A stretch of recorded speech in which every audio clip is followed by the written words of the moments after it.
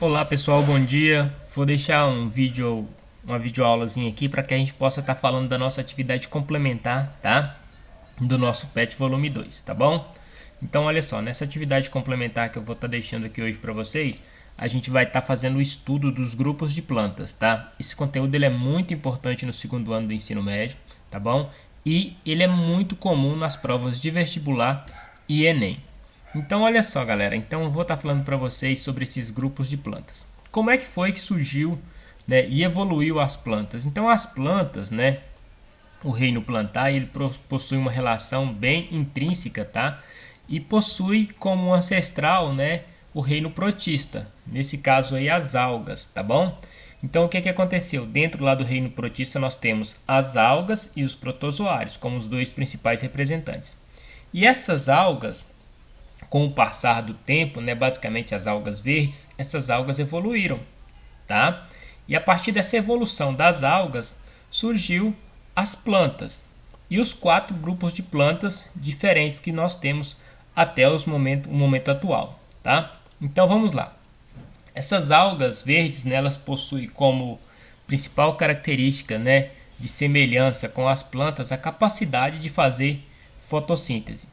Só lembrando, né, que fotossíntese é o processo pelo qual os seres autótrofos conseguem produzir o seu próprio alimento, transformando a energia solar, né, energia luminosa, em energia química, não é isso? Para fazer fotossíntese, vamos relembrar o processo, a planta necessita, né, do que?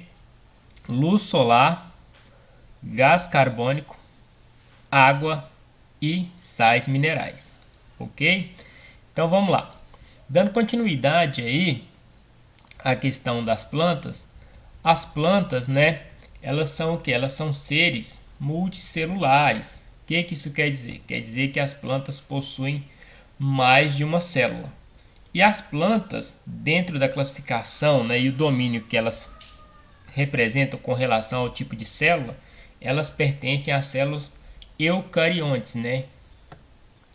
Aqui, ó, que é o eucaria, que seria os eucariontes. Então, as plantas são seres multicelulares, possuem mais de uma célula, né? E com relação à classificação ao tipo de célula, elas estão representadas pelos grupos dos eucariontes. Só lembrando, nós temos dois tipos de células, procariontes e eucariontes, aonde células procariontes estão cianobactérias e bactérias como os principais representantes. E os eucariontes, todos os demais seres vivos. Aí se enquadram animais, plantas, fungos, protozoários, algas e por aí vai. Então, dando continuidade aí, galera, nós temos aí outras características bem importantes para poder estar estudando e relembrando com relação às células. As células possuem um tipo de reserva energética, né, que é o amido. Então, esse amido é o principal fonte de energia, né, da célula, principal fonte de energia de reserva da célula, tá ok? Então, o que seria esse amido? Esse amido é um polissacarídeo. O que seria o polissacarídeo? Um polissacarídeo nada mais é do que a união de várias moléculas mais simples. Nesse caso aí, né, os monossacarídeos representados pela glicose, ok? Temos aí a celulose, que é um polissacarídeo. Logo, essa celulose se faz presente nos vegetais, nas plantas. Então, o que acontece? Nós, animais, não possuímos a capacidade de digerir essa celulose, tá ok? Então, mas alguns animais se alimentam, né, das plantas e acabam digerindo essa celulose. Ah, professor, por que esse processo ocorre? Ocorre porque no intestino desses animais, né, existem alguns seres que possuem essa capacidade de fazer essa digestão da celulose, tá ok? E esses animais aí são, na grande maioria, protozoários, tá? Então vamos citar como exemplo aí, esses protozoários estão presentes nos ruminantes, né, no caso aí dos bovinos, e também temos aí esses protozoários presentes em alguns insetos, né, alguns invertebrados, no caso o cupim. Olha só, o cupim se alimenta da madeira. A madeira, né, é rica em celulose. E quem vai fazer esse processo de digestão dessa celulose, tá, é os protozoários que estão presentes no intestino desses seres aí. Classificação das plantas. Isso aqui é muito importante para que a gente possa compreender, tá? Então, atualmente, igual eu falei para vocês lá no início, as plantas são lá multicelulares, pertencem, né, ao grupo dos eucariontes, não é isso? E nós temos 4 tipos diferentes de grupos de plantas. Então nós temos as briófitas, que são, vamos dizer assim, o primeiro exemplar que surgiu. E temos como principal representante os musgos. É isso mesmo, esse lodinho verde, tá?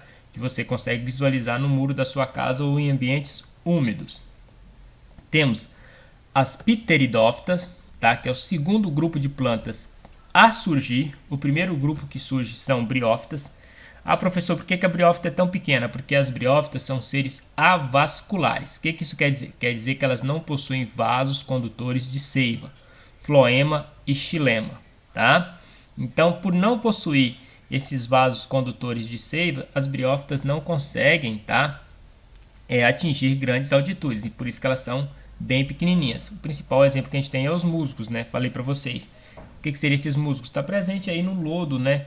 Nos muros e ambientes úmidos aí da sua casa. Você pode procurar que você vai encontrar. E o principal momento de desenvolvimento e reprodução desses seres, né, é em momentos onde tem o que? Períodos chuvosos. Então, em períodos chuvosos a gente consegue visualizar isso aí com maior facilidade. Por que ela não alcança grandes altitudes?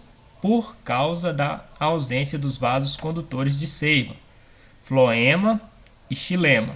Floema, seiva elaborada, xilema, seiva bruta, tá ok? Seiva elaborada das folhas para a raiz, seiva bruta da raiz para as folhas. O que acontece? Com o passar do tempo, as briófitas evoluem e dão origem a um novo grupo de plantas, as pteridófitas. Essas já vão possuir o que? Os vasos condutores de seiva. Por isso elas vão ter o que? Uma altitude e uma altura maior, se comparada com as pteridófitas, ok? Principal representante das pteridófitas, as samambaias. A maioria de vocês tem uma samambaia em casa, né? A mamãe tem. Então é uma planta ornamental. Próximo grupo, gimnospermas, tá? Então o que acontece? As pteridófitas evoluem e dão origem às gimnospermas. O que acontece? Surgimento de vasos condutores nas pteridófitas. Mas só que as pteridófitas elas ainda não vão ter o que? Fruto, semente e flor. Isso aí, né, é uma característica que surge nas gimnospermas, com a ausência do fruto. Então, o principal representante que nós temos das gimnospermas são as coníferas. Temos aí como exemplos aí as araucárias no Brasil e também o eucalipto, tá ok? Então, na gimnosperma, professor, que evolui depois da pteridófita, qual que é a principal característica que ela tem? É a questão do surgimento da semente. A partir do surgimento da semente, o que acontece? A água é o fator preponderante na reprodução, tanto de briófita quanto de pteridófita. A partir do momento que a gente tem a questão da semente e a dispersão dessa semente, a água já deixa de ser um fator preponderante para a reprodução desses indivíduos aqui. Próxima que temos é a angiospermas, tá? Também vai possuir vasos condutores de seiva, tá? Xilema, floema. Vai possuir o que? A semente, mas temos uma característica aí que surge que é muito importante, que é o fruto, tá? Ah, professor, exemplos de angiospermas. Toda planta, né, que tem o que? Fruto e semente. Então, a goiabeira, o pé de mamão, né, que são aí, vamos dizer assim, exemplares que a gente tem aí no quintal da nossa casa. O pé de manga e daí por diante. Ok? Um abraço e até a próxima.